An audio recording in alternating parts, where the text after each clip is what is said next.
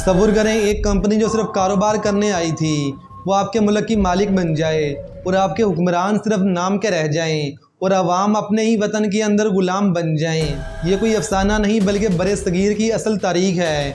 ये कहानी है एक ऐसे ही चलाक कंपनी की जिसे लोग ब्रिटिश ईस्ट इंडिया कंपनी के नाम से जानते हैं, जो सिर्फ तजारत करने के बहाने आई थी और देखते ही देखते पूरे बरे सगीर पर अपना कब्जा जमा लिया। और अफसोस की बात तो ये है कि आज पाकिस्तान का हर बच्चा, बड़ा और बूढ़ा ये बात तो जानता है कि पाकिस्तान 14 अगस्त 1947 को अंग्रेज़ों से आज़ाद हुआ था, लेकिन वो ये नहीं जानते कि अंग्रेज़ों ने यहाँ पर कब और क्यों कब्ज़ा किया था। और ना ही अक्सर लोग ये जानते हैं कि कैसे इस कंपनी ने मुसलमानों की इतनी बड़ी मुग़ल एम्पायर को तबाह किया और कैसे टीपू सुल्तान और सिराजुल दौला जैसे बहादुर बादशाहों को हरा कर इनकी रियासतों पर कब्ज़ा किया। और इस सब के अंदर मीर जाफ़र और मीर सादक का क्या किरदार था। मीर जाफर ने उससे गद्दारी की और फिर अंग्रेजों ने मीर जाफर को ऊपर बिठाया। तो आज की इस वीडियो में मैं आपको वो सब कुछ बताऊंगा जो शायद इससे पहले आपको किसी ने नहीं बताया होगा, और साथ ही साथ इन तमाम अंग्रेज़ों के चेहरों से मासूमियत का नकाब भी हटाऊंगा कि इनकी असल हकीकत क्या है। तो आइए फिर ब्रिटिश ईस्ट इंडिया कंपनी की इस गंदी चालों को गहराई से समझते हैं आज की इस वीडियो में।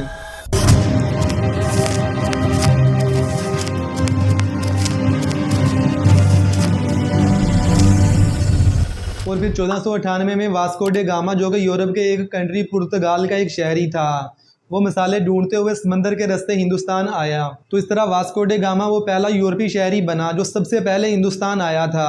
और यहाँ पर इसे बेहतर से बेहतर मसाला जात, कपड़े और खाने पीने की तमाम चीज़ें आला से आला क्वालिटी की देखने को मिली।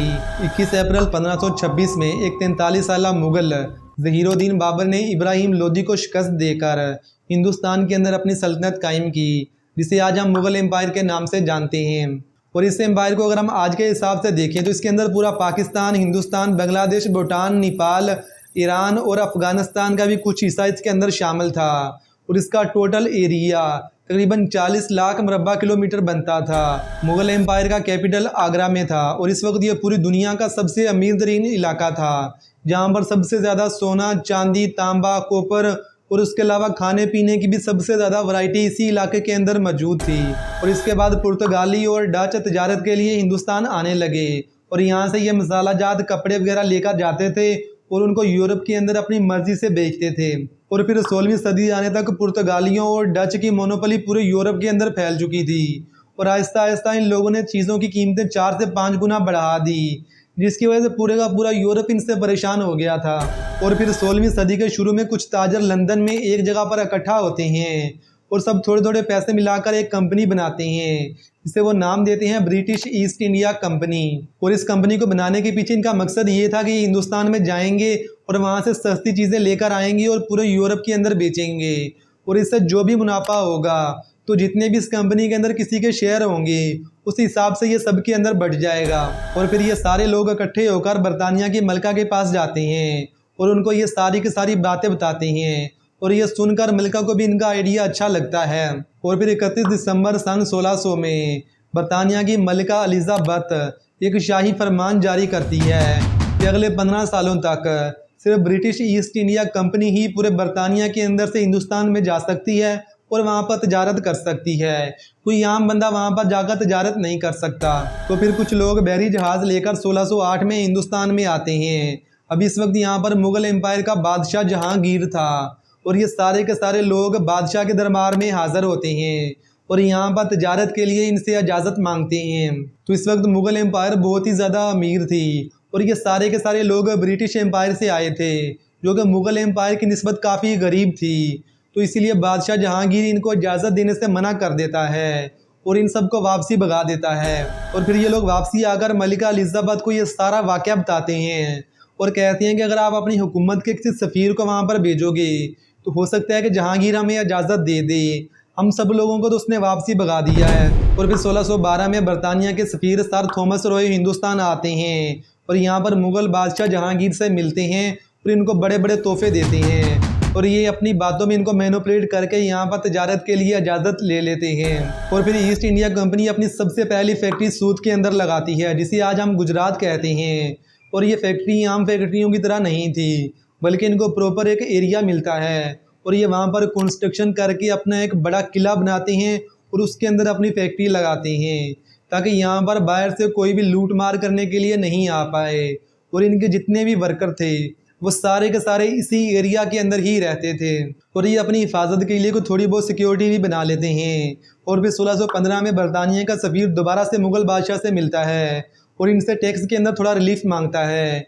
तो मुग़ल बादशाह जहांगीर इसकी बात को मान लेता है लेकिन मज़ीद फैक्ट्रियाँ लगाने से मना कर देता है। और फिर 1627 में जहांगीर की वफ़ात के बाद इसका बेटा शाहजहां नया मुग़ल बादशाह बनता है और कुछ सालों के बाद ही अपनी बेगम की याद के अंदर आगरा के अंदर ताजमहल बनवाता है। और अभी शाहजहां के दौर के अंदर ईस्ट इंडिया कंपनी अपने किलों को मज़ीद मजबूत बनाती है और 1650 में वो मद्रास और बम्बई के अंदर भी अपनी फैक्ट्रियों को खोल लेती है। और फिर 1658 में शाहजहां का बेटा औरंगज़ेब अपने ही बाप को कैद करके खुद बादशाह बन जाता है और इसके साथ भी इस कंपनी का मामला ठीक रहते हैं क्योंकि ये कंपनी इनको प्रॉपर टैक्स दे रही थी जिसकी वजह से तमाम मुग़ल बादशाह ही इससे खुश थे। और इसके बाद ईस्ट इंडिया कंपनी बहुत तेज़ी से फैलना शुरू हो जाती है और ये लोग पूरे हिंदुस्तान में जगह जगह पर अपनी फैक्ट्रियाँ खोलना चाहते थे, ख़ास तौर पर बंगाल में। लेकिन अभी तक इन लोगों ने सिर्फ 3 फैक्ट्रियाँ ही खोली थी जिनमें एक सूरत, बम्बई और मद्रास के शहर शामिल थे। और फिर 1690 में ये कंपनी कोलकाता के अंदर भी अपनी फैक्ट्री खोल लेती है और इस पॉइंट ऑफ टाइम तक इनके पास थोड़ी बहुत ही फ़ौज थी जो इन लोगों ने अपनी हिफाजत के लिए मुग़ल बादशाह से इजाज़त लेकर रखी हुई थी। और इस टाइम तक मुग़ल एम्पायर भी अपने पीक पर थी। और फिर 1707 में मुग़ल बादशाह औरंगज़ेब की मौत हो जाती है और इसके बाद शाह आलम अव्वल नए मुग़ल बादशाह बनते हैं। लेकिन बदकिस्मती से सिर्फ 5 साल के बाद 1712 में इसकी भी मौत हो जाती है और इसके बाद शाह आलम दोम नए मुग़ल बादशाह बनते हैं। और अभी औरंगज़ेब की वफ़ात के बाद पूरी मुग़ल एम्पायर के अंदर इक़्तिदार की जंग शुरू हो जाती है जिसकी वजह से ये एम्पायर बहुत ही कमज़ोर होना शुरू हो जाती है। और फिर 1720 के बाद ईस्ट इंडिया कंपनी अपनी मर्ज़ी से ही अपनी फ़ौज के अंदर इजाफा करना शुरू कर देती है और वो हिंदुस्तान के ही आम शहरियों को भर्ती करना शुरू कर देते हैं। और फिर पूरी दुनिया से बड़ी बड़ी कंपनी तजारत के लिए हिंदुस्तान आना शुरू हो जाती हैं और ये सब देखकर ईस्ट इंडिया कंपनी इनको अपने लिए ख़तरा समझती है और फिर अपनी फ़ौजी ताकत के नशे में खोकर 1744 में ईस्ट इंडिया कंपनी फ्रांस की कंपनियों पर हमला कर देती है। तो इस तरह ईस्ट इंडिया कंपनी और फ्रांस की कंपनियों के दरमियान जंग शुरू हो जाती है और इस जंग के अंदर फ्रांस की कंपनियां ईस्ट इंडिया कंपनी को खूब पीटती हैं और इसकी काफ़ी सारी फैक्ट्रियों पर भी कब्जा कर लेती हैं। और फिर 4 साल के बाद 1748 में ये जंग ख़त्म हो जाती है और ईस्ट इंडिया कंपनी और फ्रांस के दरमियान अमन मुआहिदा होता है जिसके बाद फ्रांस ईस्ट इंडिया कंपनी की तमाम फैक्ट्रियां इसको वापसी दे देता है। और फिर 1751 में ईस्ट इंडिया कंपनी अपनी फ़ौज के अंदर मज़ीद इजाफा करती है और बंगाल पर कब्ज़े की तैयारियां शुरू कर देती है।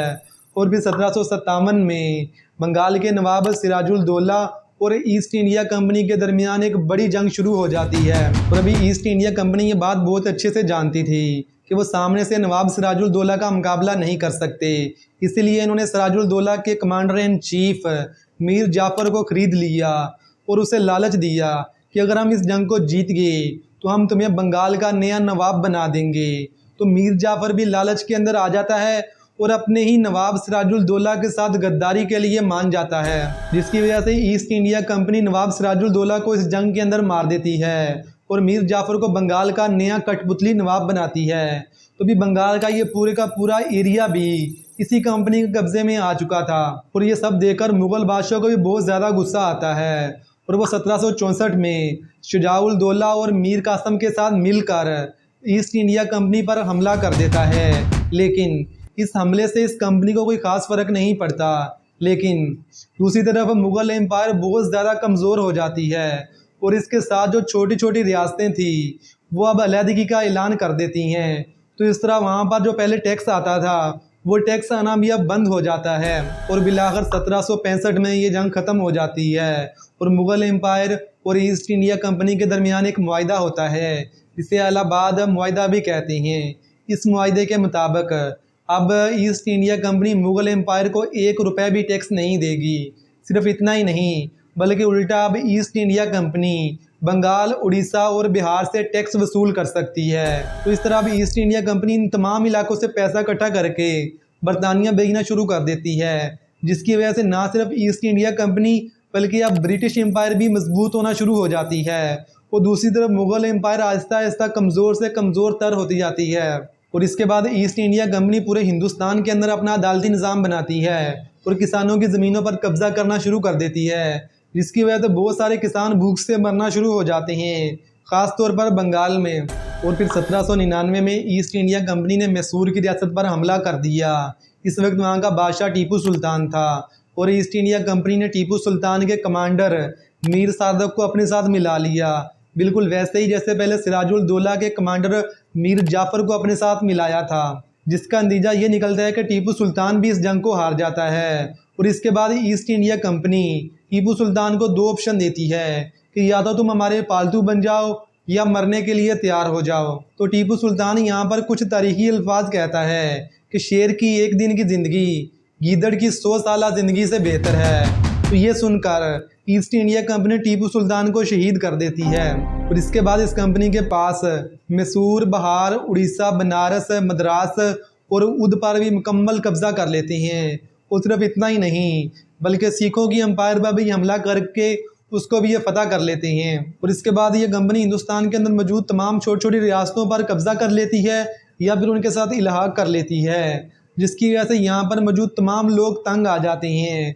वो तमाम लोग जो पहले ज़बान, रंग, नस्ल और मज़हब की बुनियाद पर बटे हुए थे, ये तमाम लोग तंग आकर आहिस्ता आहिस्ता एक होना शुरू हो जाते हैं। और फिर 1857 में मुस्लिम, सिख और हिंदू सब मिलकर ईस्ट इंडिया कंपनी के खिलाफ लड़ते हैं और लाखों लोग इसके अंदर मारे जाते हैं, लेकिन इसका कोई खास नतीजा तो निकलता नहीं है, बल्कि उल्टा अंग्रेज़ मुगल एम्पायर के आखिरी बादशाह बहादुर शाह जफ़र को भी यहाँ से भगा देते हैं।